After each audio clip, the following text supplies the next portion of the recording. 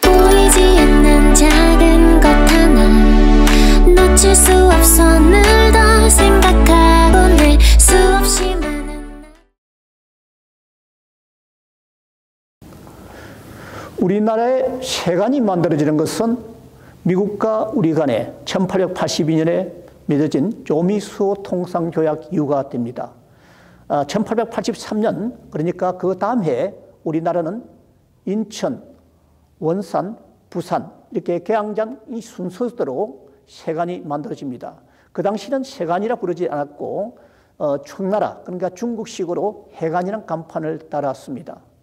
그러나 우리가 막상 해관을 문을 열고 운영하려고 했지만은 이 해관을 운영할 만한 능력 있는 사람이 없었습니다. 그래서 고종은 청나라 실세인 이홍장에게 부탁을 해서 멜론돌프는 유럽인을 이끌고 인천항으로 들어오게 됩니다. 그래서 이러한 사람들이 이 개항장에 있는 해관에 근무를 하게 됩니다. 그러면 이렇게 초창기에 과연 우리 조선에서는 어떤 사람들이 우리 해관의 업무를 보게 됐을까요?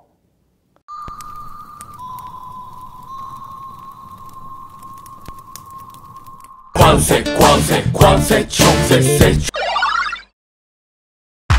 이용 낭궁어 백서 낭궁어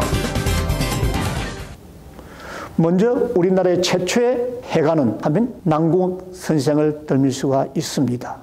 이분은 우리에게 무궁화 선비 또는 무궁화 할아버지 이렇게 또 널리 알려지기도 했고 독립운동을 위해서 독립회표를 창설하거나 또는 항성신문을 만들었기 때문에 언론인으로서 또는 사회개몽가로서 다양한 이런 또 직함을 가지고 우리나라를 위해서 일을 한 사람 중에 한 분입니다. 그리고 특히 우리나라 최초의 그 우표를 수집했다고 하는 그런 이야기도 있습니다만은 그보다도 바로 낭공 선생은 우리나라 최초의 해관인이 됐는데요. 이 당시에 왔던 유럽인들이 주로 영어권의 사람들이기 때문에 이들과 대화를 나누려면 아무래도 영어 실력을 갖추어야 했습니다. 그래서 1883년 가을에 갈립 영어 학교가 됩니다. 이 동문학에 들어가서 1년 동안에 영어를 수업하고 우동으로 졸업을 하게 됩니다. 이런 실력을 갖추어서 지금의 관세청이라 할 수 있는 서울에 있는 총세무사에 들어가서 업무를 배우고 그리고 멜론돌프 아래에서 이 세관의 업무, 해관의 업무를 연수하게 되는 것입니다. 낭궁어 백서 장기 백서 두 번째 세관원으로 소개를 한다면은 그 유명한 백석 시인이 됩니다. 백석 시인은 일제강점기에 그 전형적인 보헤미안으로서 유명한 천재 시인 아닙니까? 이 사람은 본명이 백기영으로 되어 있습니다만은 필명이 백석이 더 유명합니다. 1942년 그런 나이 30살 때 단동 세관에 세관원으로서 들어갔습니다. 여기서 한 3년 정도 근무를 한 세관원이었습니다. 그런데 이 백석 시인에게는 또 더 재미좋은 이야기가 그와 관계되어 있는 여인들과의 사랑 이야기입니다. 백석 시인에게는 2명의 여인이 있었습니다. 한 사람은 난이라는 여학생이었고요. 한 사람은 자야라는 여인이었습니다. 먼저 난이라는 학생은 그 당시 그 이하여고에 다니고 있는 18살의 그 아가씨였죠. 결혼식에 가서 이 아가씨를 보고 한눈에 반해버립니다. 이 아가씨가 고향이 통영이었습니다. 이 아가씨를 찾아서 통영까지 오가면서 그 시를 지은 것이 통경의 시가 있는데 그 속에 보면은 절절히 난이란 그 학생을 사랑하는 그 애달픈 이야기가 다 서져 있습니다. 그 두 번째 여인은 바로 자야라는 여인이죠. 자야는 조선 근본 출신의 함흥기생 진왕이라는 사람입니다. 자야가 백석과 만나게 된 것은 백석이 함흥에 있는 영생고보에 영어 교사로 왔을 때 선생님들 같이 한번 회식하는 자리였던 것 같습니다. 이때 자야를 만나게 되죠.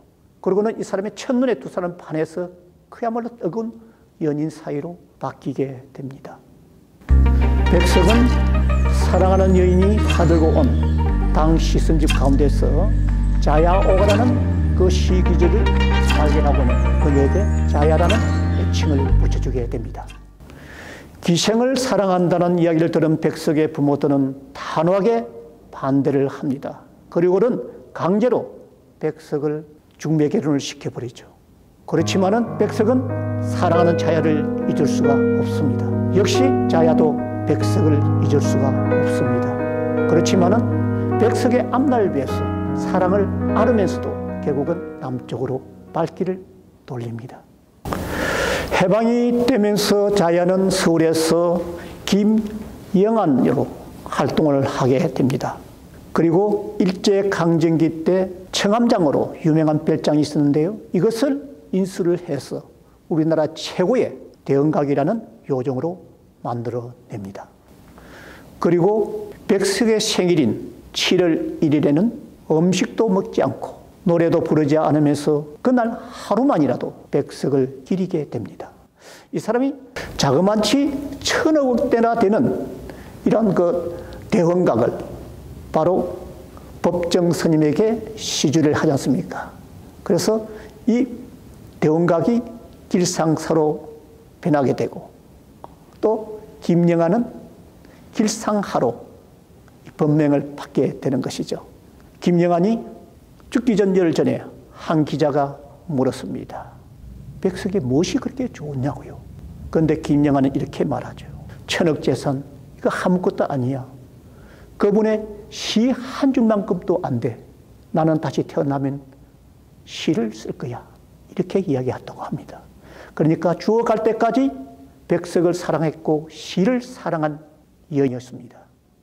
백석 장기빈 쏘아로 장기빈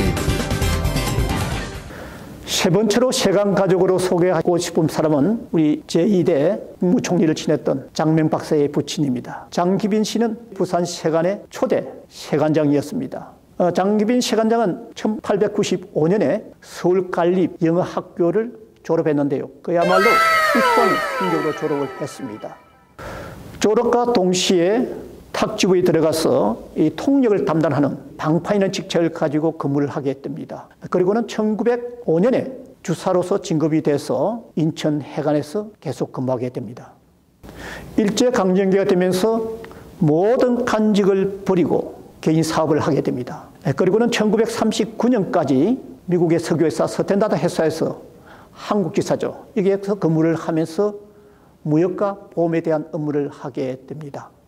해방 이후에는 미 군정청의 재무부 고문이 되고 그리고 초대 부산 세관장으로 임명이 됩니다. 장기빈 세관장이 이제 부산 세관장으로 부임이 됐을 당시 그의 아들은 장면은 초대 주미대사 50세 초대 주미대사를 갖고 아버지는 그 당시 연세가 74살이었습니다. 그래서 주변에 있는 사람들이 나이가 많다고 해서 장노인이라고 불렀다고 합니다. 2015년 장기빈 세관장의 손자죠. 한때 춘천 교구장을 지냈던 장익규교와 그리고 그 집안의 장손이 함께 부산 세관을 방문했습니다.